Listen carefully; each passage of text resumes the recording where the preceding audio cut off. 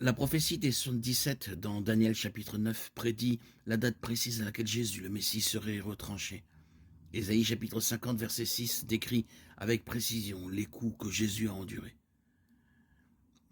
Zacharie chapitre 12 verset 10 prédit le transpercement du Messie qui a eu lieu après la mort de Jésus sur la croix.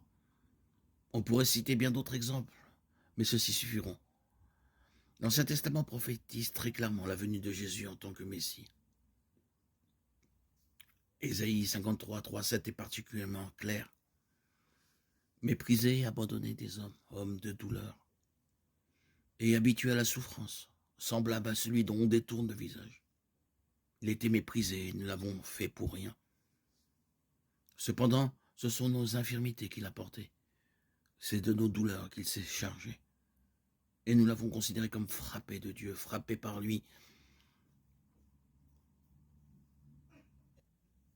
humilié. Mais il était blessé pour nos péchés, brisé pour nos iniquités. Le châtiment qui nous donne la paix est tombé sur lui, et c'est par ses meurtrissures que nous sommes guéris. Nous étions tous errants comme des brebis, chacun suivait sa propre voie, et l'Éternel a fait retomber sur lui l'iniquité de nous tous.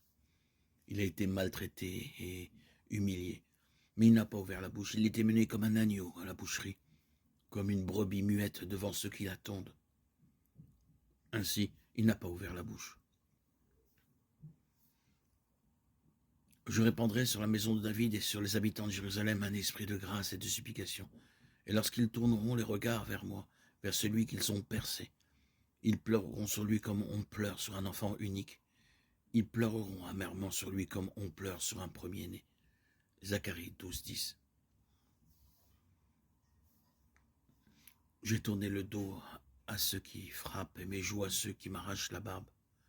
Je n'ai pas caché mon visage de la disgrâce et des crachats. Ésaïe 56.